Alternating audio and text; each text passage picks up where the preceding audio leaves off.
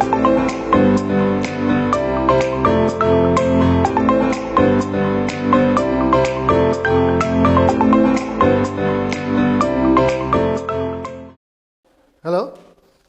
So today I'll be taking second language English class, and I'll be only dealing with the poem section. So before starting or before going to any poem, I'd like to make certain things clear to you. That is, now in your class 12 syllabus there are 4 poems. I have written it here on the board. Number 1 is Shall I Compare Thee by William Shakespeare. Number 2 is Asleep in the Valley. Third is The Poetry of Earth. And number 4, On Killing a Tree. Now there are only 4 poems in your class 12 syllabus. So out of these 4 poems, Asleep in the Valley, I believe, is done by Prem sir of Gurbatan, and the second is number 4 poem, that is On Killing a Tree, will be done by another sir, teacher, that is Jiten sir. So now we have only 2 poems, that is Shall I Compare Thee and The Poetry of Earth, which I'll be doing. So before going to any poems, let me tell you that out of these 4 poems which you have in your syllabus, 3 are sonnet. That is, Shall I Compare Thee, Asleep in the Valley, and The Poetry of Earth. All these 3 are sonnet. And number 4, On Killing a Tree, is the only poem which is not a sonnet. So this is because it is longer than the required lines for a sonnet, it has more than 14 lines. So that is why it is not a sonnet, and it is written in free verse. Free verse, meaning it does not follow, let's say it does not have a particular or any specific rhythm or rhyming scheme, whereas these 3 has a particular rhyming scheme. Alright? So now let's forget about number 4 now, which is not a sonnet. Let's go to the other 3, the remaining 3 poems. Now out of these 3 poems, number 1, that is Shall I Compare Thee, written by William Shakespeare, is a Shakespearean sonnet.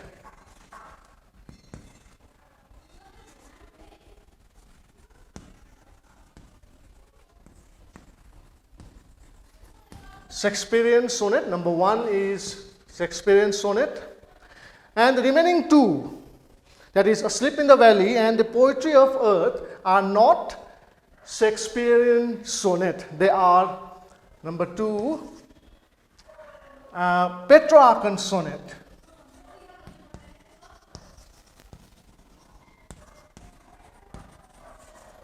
Petrarchan Sonnet. Now Shakespearean sonnet is also known as Elizabethan Sonnet because Shakespeare belongs to the Elizabethan period. Just like in history, you have ancient, more medieval, or let's say modern history. Yeah. Similarly, in history of English literature, there are certain periods, right, like Romantic age, Victorian era. So similarly, Shakespeare belongs to the Elizabethan period. So Shakespearean sonnet is also known as Elizabethan sonnet. Petrarchan sonnet is also known as Italian sonnet. So there are few, let's say, differences between Shakespearean sonnet and Petrarchan sonnet. So what are the differences? The first we'll do with the similarities. Similarity is that both Shakespearean sonnet and Petrarchan sonnet consists of 14 lines. So this is how we know about what a sonnet is. A sonnet is a poem, a kind of poem which consists of 14 lines. Of course, there are other types of sonnet, like But out of those sonnets, these two are quite popular. They are like Miltonic sonnet, and then like Spenserian sonnet, right? And then curtal sonnet also. And curtal sonnet only has 11 lines, right? So apart from that curtal sonnet, all the other type of sonnet consists of 14 lines. So if you find a poem which consists of 14 lines, it becomes a sonnet. All right? Now, all these three poems, that is, Shall I Compare Thee, number 2, Asleep in the Valley, and number 3, The Poetry of Earth, all these three poems consists of 14 lines, so they are sonnet. The only difference is that these two are Petrarchan Sonnet, and number 1, that is Shall I Compare Thee, which is written by Shakespeare, is Shakespearean sonnet. All right. So now, what are the differences between Shakespearean sonnet and Petrarchan sonnet? So if you look at the differences between a Shakespearean sonnet and a Petrarchan sonnet, is difference mainly lies in their rhyming scheme. Rhyming scheme.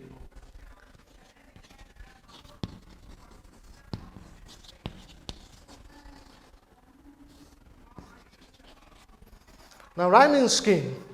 Now, rhymes are very important. So, many people, the younger generation, are much inclined towards hip-hop music, where you have rhymes and rhythms. All right. So, poetry also has rhymes, especially sonnet, has rhyming schemes or rhyming pattern. So, if you happen like, what is a rhyme? Meaning, the last line, the last word of the lines, they rhyme with one another. Now, when you come to hip hop, let's say, mostly people consider you have your own, let's say, hip hop god. Let's say some say that Rakim is very good at rhyming words, or some say that Eminem is the god of, let's say, rhyming schemes. And then because, let's say, the song that is Lose Yourself by Eminem, it has very complex rhyming. So some say that Notorious B has a particular song which has very complex rhyming. So it goes on and on. The topic goes on and on. But there is a very a rap artist whose name is Killa Priest.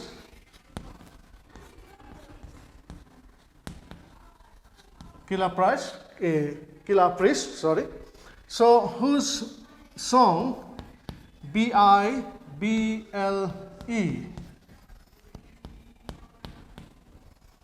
name of the song is Bible, meaning it's a short form of basic instruction before leaving earth. It has very complex rhyming scheme where 3 words are also rhymed with one another. So if you if you're interested in this kind of music, if you have some time, you can go through the song by Killa Priest, that is Bible. Now, why rhymings are very important is that because it makes the song or a poetry memorable. It gives some beat, some pace to the song or a poem or a poetry. And mostly it, let's say, beautifies the song, or it, let's say, beautifies a poem. Now, let's come back to Shakespearean sonnet and Petrarchan sonnet. Now, these two differ in their rhyming schemes. So, a Shakespearean sonnet follows the rhyming scheme of A, B, C, D, E, F,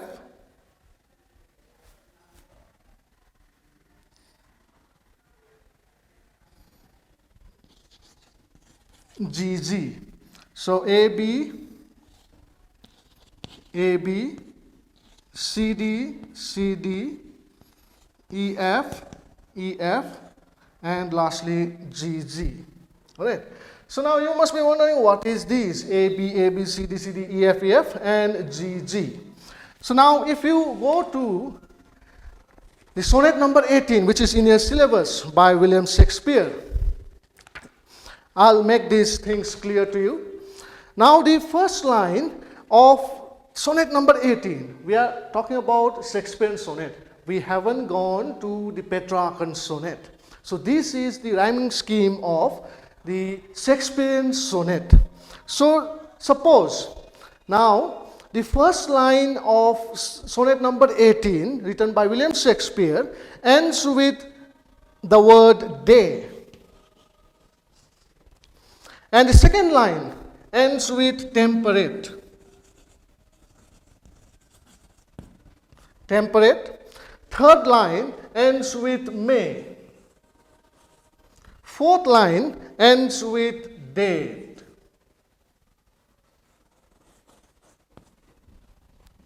All right? So now, first line ends with day, second line ends with temperate, third line ends with may, and fourth line ends with date. So suppose if we give A to this, A to the first line, and then B to the second line. Now, date, when we go to the third line, that first line, we can see that the first line is rhyming with the third line. So we will give it A. Now, the second line, which ends with temperate, is rhyming with the fourth line, which ends with date. So let's give it B. So this way we can rhyme this poem, that is AB, AB, right? So when we go to the second stanza of the same sonnet, that is sonnet number 18, we'll find that the fifth line ends with signs. Let's give it C. Now the sixth line ends with dimmed, all right? Seventh line ends with declines.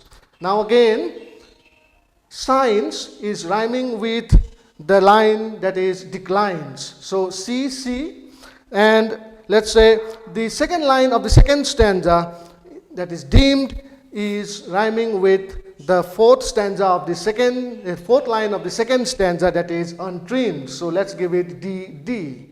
All right. So this is how we this is how the rhyming scheme follows in the Shakespearean sonnet. All right. So now, the another difference. The first difference was the rhyming scheme. Now, second difference is that Shakespeare has 3 quatrains. In the sonnet of William Shakespeare sonnet has 3 quatrains.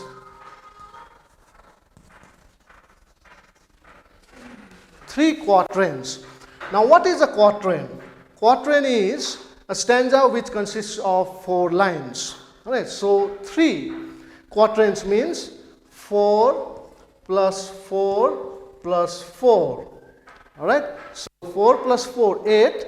8 plus 4 is equal to 12. And lastly, we have GG. That is, we always have, in Shakespeare sonnet, we always have a couplet. Couplet comes from the word couple, which means a pair. That means there are 2 lines at the last, at the end of a Shakespeare sonnet. This is how the structure of, let's say, Shakespeare sonnet is. So 3 quatrains, 4 plus 4 plus 4, and at the end we have a couplet there, which means 2 lines. So that is, this is the Shakespearean sonnet. Now, this was Shakespearean sonnet. Now let's move on to Petrarchan sonnet. So it's very easy to remember which one is Shakespearean sonnet, which one is Petrarchan sonnet. Let me again remind you that in your syllabus, let's say, make things clear to you. In your syllabus, total there are 4 poems. Excuse me. Out of those 4 poems, 3 are sonnet. Right?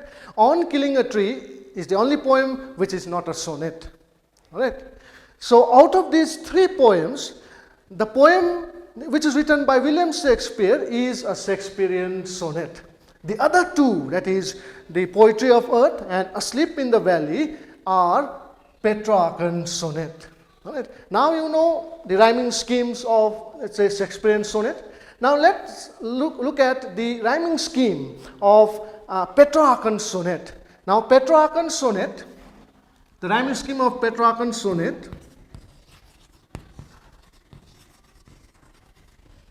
is A, B, B, A, B, B, A, C, D, E, C, D, E.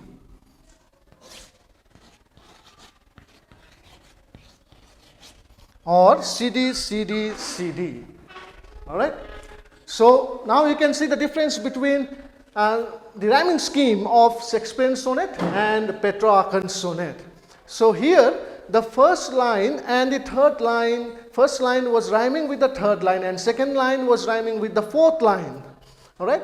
But in Petrarchan sonnet, the first line does not rhyme with the second line. It rhymes with the fourth line of the poem. And the second line rhymes with the third line of the poem. So a Petrarchan, that is the difference, the rhyming scheme, the difference between the rhyming scheme of Petrarchan sonnet and the Shakespearean sonnet. The other difference is, now in the Shakespearean sonnet there were 3 quatrains. Each quatrain meaning consisted of 4 lines, 4, 4, 4, 12, and you had a couplet in the Shakespearean sonnet. Whereas in Petrarchan sonnet, we don't have 3 quatrains. Instead, the poem is divided into 2 parts. That is, the first consists of 8 lines, so octet, and the remaining 6 lines is known as sestet. All right. So octet and sextet. So 8 plus 6 is equal to 14. So this is these are the differences between Shakespearean sonnet and a Petrarchan sonnet. So now let me give you the example of Petrarchan sonnet. Now let us go to the poem that is the Poetry of Earth. Now in the Poetry of Earth, the first line of the poem ends with dead. So let's give it A. Alright? The second line ends with sun. Let's give it B. The third line ends with run. So the second line, that is sun, is rhyming with the word run. So let's give it B. Alright? Now the fourth line of the poem ends with made. It rhymes with the first line of the poem, dead. So we give it A. So A, B, B, A. So similarly, the rhyming pattern follows in the next 4 lines also. All right. So now let's quickly recap the differences between Shakespearean sonnet and a Petrarchan sonnet. So Shakespearean, let's look at the similarities between Shakespearean sonnet and Petrarchan sonnet. Both consists of 14 lines because it is a sonnet. But where it differs is the rhyming scheme. That is, Shakespearean sonnet follows the rhyming scheme of A, B, C, D, E, F, and we have a couplet over there. Whereas in Petrarchan sonnet, the 14 lines are divided into 2 parts. First is the octet and the second is the sestet. The first is, it consists of 8 lines, that is why octet. The second part of the poem consists of 6 lines, so together 14 lines. So the first 8 lines are known as octet, the remaining 6 lines are known as sestet. And it follows the different kind of rhyming scheme, that is A, B, B, A, and C, D, E. Now since sometimes the poem also follows rhyming scheme of C, D. I mean, if a poem does not follow the rhyming scheme of A, B, C, D, and does not have a couplet, then it becomes a Petrarchan sonnet. Now Petrarchan sonnet originated in Italy, that is why it is also known as Italian sonnet. So it was not made for the purpose of English poems. That is why when you happen to write poems in English, most of the poets, they do not follow these rhyming schemes. Sometimes they may follow the octet part, A, B, B, A, B, B, A, but the sestet part, they do not strictly follow this rhyming scheme, that is C, D, E, C, D, or C, D, C, D, C, D. So it may differ also. Okay, so I hope मैले त्यो Sixpence sonnet र Petrarchan sonnet को concept clear गर्दै होला नानीहरुको लागि. Now, why? किन चाहिँ मैले यो Sixpence sonnet र Petrarchan sonnet मा गए भन्दाखेरि चाहिँ there might come a question in SAQ or MCQ. Let's say, for example, Asleep in the Valley follows the rhyming scheme of which kind of sonnet? Or what kind of sonnet is Asleep in the Valley? So at that time, you should be able to give the answer. Asleep in the Valley is a Petrarchan sonnet. So rhyming scheme को विषयमा पनि I think clear भयो होला कि rhyme भनेको पहिला जस्तो for example election को टाइममा हाम्रो टाइममा जब when we were students like you guys त्यति बेला हामी कस्तो हुन्थ्यो भन्दाखेरि प्यारापेटमा इलेक्सन आउनु भन्दा अगाडि प्यारापेटमा त्यो पार्टी मेम्बर्सहरु आउँथे क्यानभसिङको लागि अहिले त पोस्टरहरु लाउँछ त्यति बेला चाहिँ त्यो पोस्टर त्यति थिएन त्यसले गर्दाखेरि चुना र रङ लिगिन आउँथे र प्यारापेटमा पहिला चुना लाउँथे सेतो चुना एन्ड देन अर्को कलरले लेख्ने गर्थ्यो उनीहरूले इस्ट अर वेस्ट त्यहाँदेखि पार्टीको नाम फलाना फलाना इज द बेस्ट त्यो सो इस्ट अर वेस्ट चाहिँ केसँग राइम भयो फेरि बेस्टसँग द वर्ड र बेस्टसँग राइम भयो नि त so it makes the poetry मैले भनिहालेँ the slogan or anything catchy हैन it beautifies the poem or a song हिपहपको मैले अलिकति भनिहालेँ सो त्यसैले गर्दाखेरि चाहिँ राइमिङ प्याटर्न चाहिँ फलो गरेको हैन सङमा वा पोएममा सो राइमिङ प्याटर्न भनेको फर्स्ट लाइन सेकेन्ड लाइनसँग त्यो राइम हुने वा फर्स्ट लाइन फोर्थ लाइनसँग राइम हुने र त्यो पनि तिमीहरूलाई मैले कन्सेप्ट क्लियर गर्दै त्यो पनि हैन सो जब when a question comes regarding what kind of sonnet is this, what kind of sonnet is that, so it's very easy. That is why before starting any chapter, any poem, I gave you the clear idea about the 4 poems. Out of those 4 poems, only 3 are sonnets. तीनटा मात्रै sonnet हो.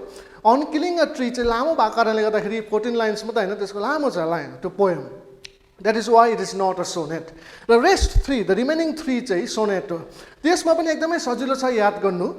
जुन चाहिँ William शेक्सपियरले लेखेको त्यो चाहिँ that is Shakespearean sonnet र बाँकीको दुईटा चाहिँ के हो Petrarchan sonnet. Very easy to remember किन भन्दाखेरि त्यो चाहिँ शेक्सपियरले लेखेको हैन सो Petrarchan sonnet मा easily आइहाल्छ त्यो दुईटा चाहिँ. So there might come a question त्यति बेला चाहिँ you can't say this is out of syllabus. त्यति बेला चाहिँ थाहा हुनु पर्यो कि this particular poem is a Petrarchan sonnet or this particular sonnet is a Shakespearean sonnet. So you should be able to answer those questions. That is why before starting the lesson I told you about the Sixpence sonnet, Petrarchan sonnet and their rhyming schemes. कसरी चाहिँ Sixpence sonnet बनिन्छ and then कसरी चाहिँ Petrarchan sonnet हुन्छ.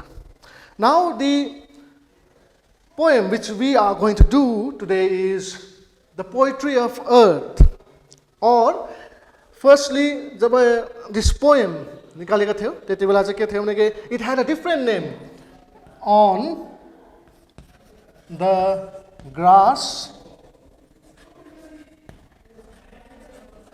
hopper and the cricket. यो थियो यसको खास नाम. पछि चेन्ज भएर the poetry of earth भएको, written by John Keats, a famous English romantic poet.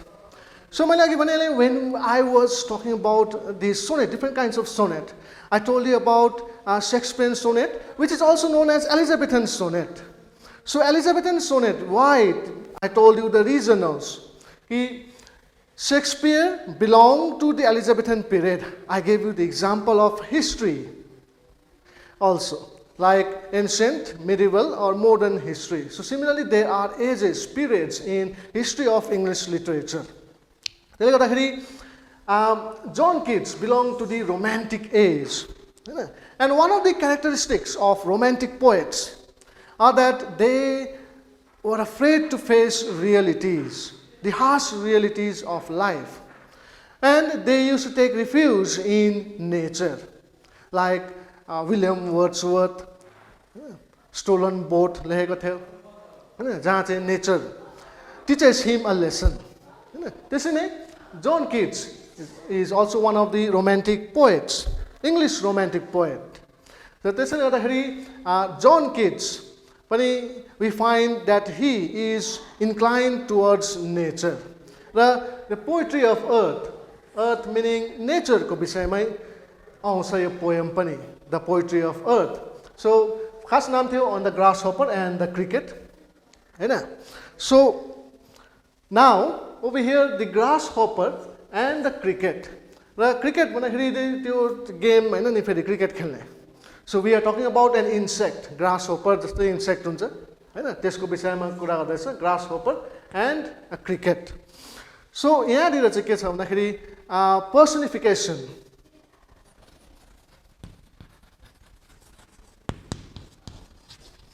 Personification is which is a figure of speech. One of the figure of speech. So personification मा चाहिँ के हुन्छ भन्दाखेरि कि non-living things वा अरू कुरोलाई के गर्छ नि human attributes वा characteristics दिन्छ. So in this case grasshopper र cricketलाई पनि human attributes, that is characteristics दिएको छ हैन, because grasshopper र cricketले गीत गाउँदैन. तर यहाँनिर in this poem the grasshopper and the cricket they both sing songs. So this poem, the argument forward by Keats in this poem is that the natural music of the earth never ceases to play through the cycle of seasons. अब जस्तो हाम्रो एउटा album किन्नु छ भने हामीले नै एउटा कुनै आर्टिस्टको एल्बम किन्नु छ भने के हुन्छ भन्दाखेरि त्यो एउटा गीत मात्रै हुँदैन. So एउटा गीत जब हामीले सुन्छ first song and then it is followed by another song, that is the second song. It goes on and on. So त्यसै नै पोएट्री अफ अर्थको म्युजिक पनि एउटा सक्ने बित्तिकै अर्को के हुन्छ, अर्को गीत सुरु हुन्छ, त्यो देखाउनु चाहेको छ. Because poetry of earth John Keats is inspired by the beauty of nature. र अर्को कुरो यहाँनिर के देखाउनु चाहेको छ नि, hope is a strong word which human beings they, let's say, leans towards it. So यहाँनिर के छ भने cycle of seasons देखाएको छ through the poem, that is the poetry of earth मा. The poem is a sonnet in which the song of the grasshopper is embodied in the octave and that of the cricket is portrayed in the sestet. So octave मा के छ भन्दाखेरि हाम्रो 8 lines मा एउटा, that is grasshopper ले गीत गाउँछ र sestet remaining 6 lines मा चाहिँ cricket ले गीत गाउँछ. So octave and sestet. So octave मैले अघि नै भनिहालेँ 8 lines, sestet means 6 lines हैन. So 8 lines मा चाहिँ कसले गीत गाउँछ भन्दाखेरि first ग्रासहोपरले and remaining sestet, that is 6 lines मा चाहिँ कसले गीत गाउँछ भन्दाखेरि क्रिकेटले गीत गाएको हुन्छ. सो भनेको मतलब जसरी एउटा गीत सकेपछि अर्को गीत आउँछ त्यसरी नै म्युजिक अर्थको म्युजिकमा पनि के हुन्छ भन्दाखेरि एउटाले गीत गाइसकेपछि जब when he rests अर्कोले के गर्छ फेरि कन्टिन्यू गरिदिन्छ. And then this song of the earth never ceases, never stops. Though एउटाले गीत गाइ सक्छ, एउटाले गीत गाउन सक्छ, तर फेरि अर्कोले के गर्छ कन्टिन्यू गरिदिन्छ. So in this manner poetry of earth never stops. त्यो पनि देखाउन चाहेको छ. र let's start. The poetry of earth is never dead when all the birds are faint with the hot sun. So the first line of the poem, the poet says that the poetry of earth never ceases, never stops.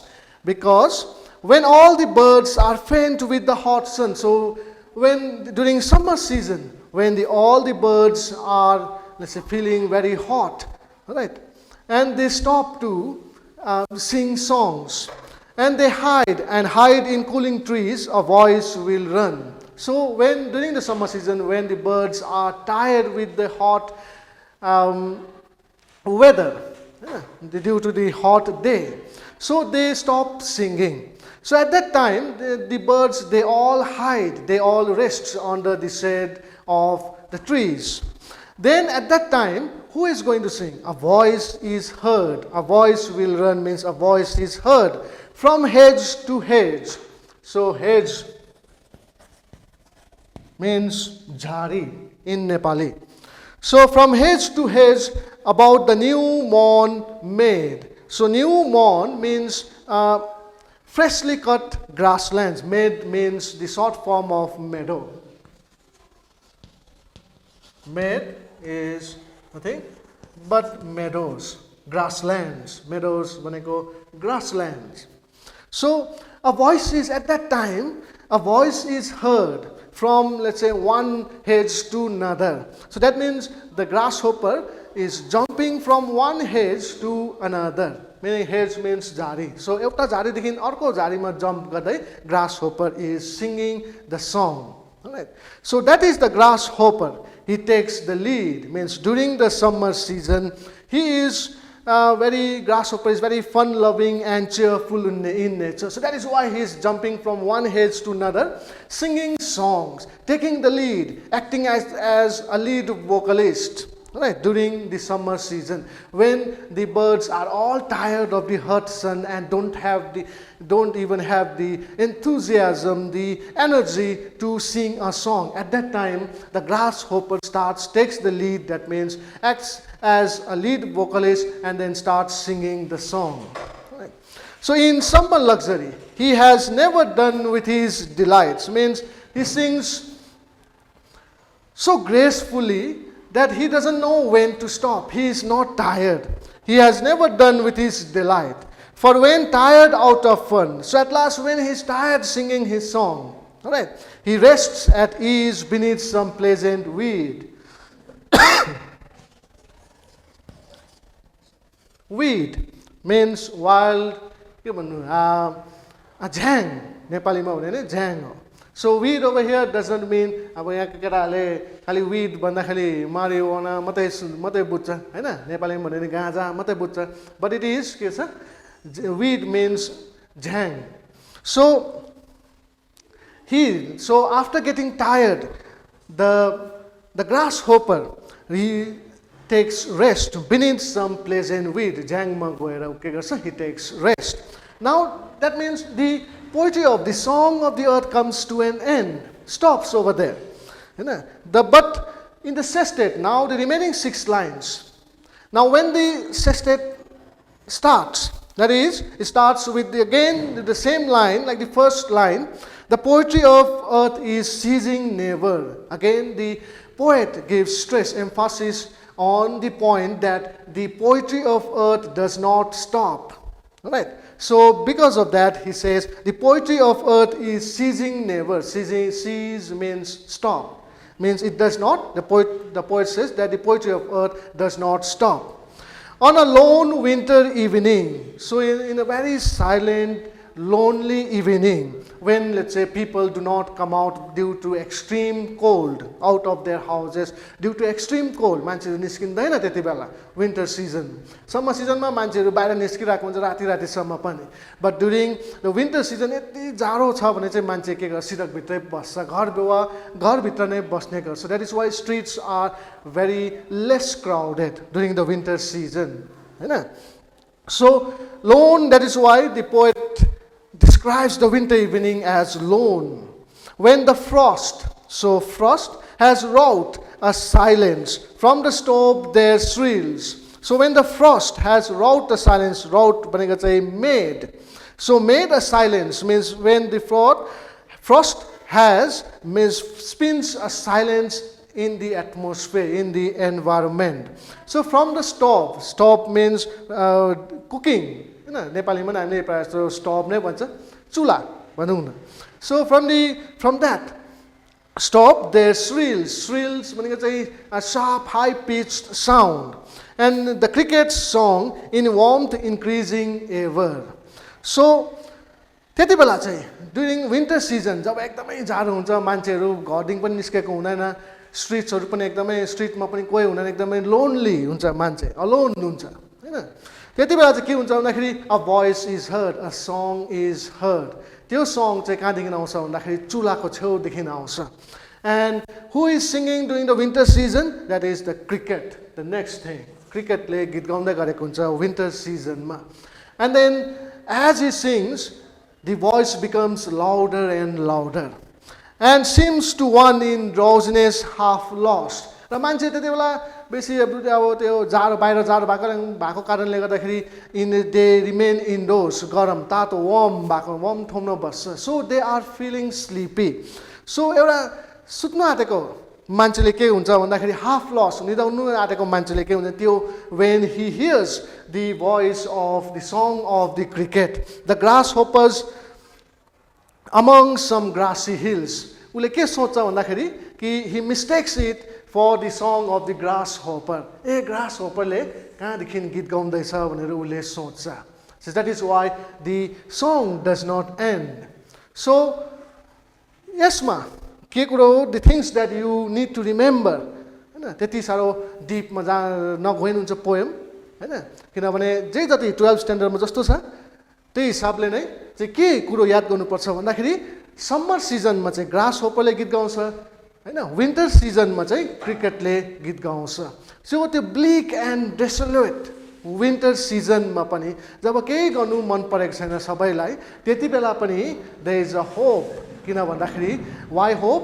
Because the poetry of earth, the music of earth is carried by the cricket. आशा देखाउँछ कसले? क्रिकेटले. That is why यो पोएममा मैले भने there is hope in this poem. कि happiness मतलब जसले पनि गीत गाउँछ नि, but in times of despair हैन, ब्लिक सिजन, डेसोलेटमा चाहिँ के हुन्छ भन्दाखेरि त्यति बेला पनि the cricket acts as a light हैन during that cold winter season and gives us hope that the song of the earth does not end. It keeps on, it goes on and on. हैन, हो त्यो देखाउनु चाहेको छ.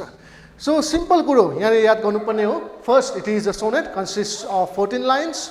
र यसमा चाहिँ rhyming scheme फलो गरेको छ. ABBA, CDE, CDE फलो गरेको छ यो. सो पेट्रार्कन सोनेट हो यो हैन, र राइमिङ स्किम पनि एक्सक्युज मी टिपिकल पेट्रार्कन सोनेटको जस्तो नै फलो गरेको छ.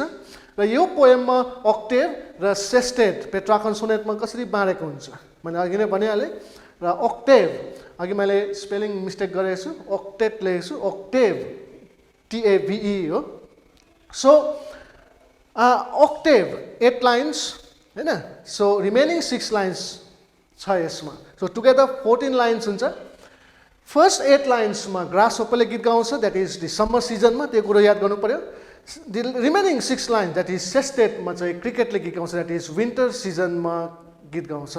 सो grasshopper symbolizes summer, cricket symbolizes winter season. So in this way, the poet tries to proves that the earth also has its own song. That is, the nature has a song. So the poet expresses the beauty of nature in this one through various stages. He finds beauty in both. Beauty दुईटैमै छ, summer र winter season. र हामी चाहिँ के हुन्छ नि unsatisfied हुन्छ जहिले पनि. यो मान्छेको इट्स अ ह्युमन नेचर. घाम बेसी लाग्यो भने आमाम कस्तो बेसी घाम लागेको भन्छ.